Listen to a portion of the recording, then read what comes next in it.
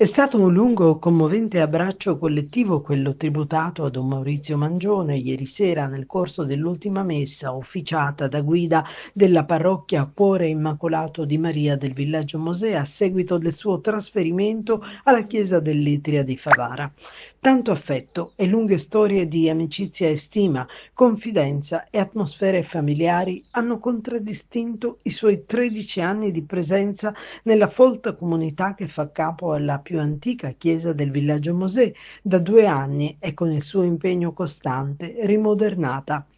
Un sacerdote che è apparso visibilmente commosso per l'affetto ricevuto in questi anni, ma non è mancata neanche qualche lacrima da parte dei parrocchiani, accorsi in grande numero ad affollare, come poche volte, l'aula liturgica per testimoniare il loro attaccamento e la riconoscenza per la sua preziosa presenza pastorale.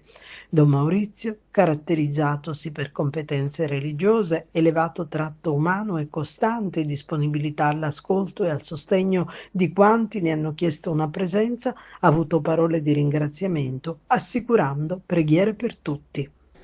C'è tanta emozione perché 13 anni non si possono cancellare, 13 anni dove il parroco è cresciuto con la comunità e la comunità è cresciuta con il parroco. Sono venuto a 32 anni in parrocchia, in questa parrocchia, e me ne vado oggi a 45 anni. Tanti pensieri affollano la mia mente, tante cose belle, sentimenti di gratitudine, tanta gente che si è accostata a me dandomi fiducia e soprattutto una delle cose belle che mi porta in questa esperienza sacerdotale è quella di avere costruito anche il Tempio Santo, che è la nuova aula liturgica, l'abbiamo inaugurata 2 anni fa. È stata veramente una impresa bella dove tutti hanno desiderato questa aula liturgica, questa chiesa, ma ecco, oggi io lascio come eredità il mio sacerdozio che l'ho messo a servizio della comunità. Nella semplicità ho fatto tutto con amore, spero di lasciare il profumo di Cristo, perché in fondo un sacerdote deve fare solo questo. Io sono venuto come umile servo, come servo che ha servito la comunità con amore, con dedizione, ma non devo essere io a dire queste cose, sono tutte parole che in questi giorni la comunità mi ha riferito e che io ho detto umanamente così, Signore, ma queste cose le ho fatte io? Signore, è tutto merito tuo. La comunità oggi è commossa perché sa che Don Maurizio lascia, ma noi siamo a servizio. Quando ho consacrato la mia vita a Gesù, il vescovo, mettendomi le mani, così tenendomele belle strette, ha chiesto prometti a me e ai miei successori filiale rispetto, obbedienza, e io ho detto prometto. Io mi sono consacrato non per una chiesa, ma per la chiesa, a servizio dell'umanità. Don Maurizio, 13 anni, ha visto comunque crescere questa comunità. Com'è cambiata? Ma com'è cambiata? È una comunità che ha vissuto momenti liturgici, momenti di fede.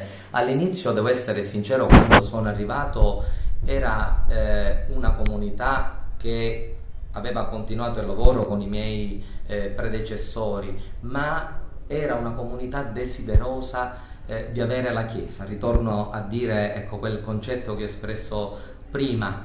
Oggi è una comunità che si è completata perché è vero, Gesù è nato in una grotta, ma il quartiere aveva diritto ad avere una chiesa bella, una chiesa accogliente. E poi la chiesa, lo sappiamo, è vero, la struttura c'è, ma lascio una chiesa viva, fatta di mattoni vivi che lodano e servono il Signore Gesù.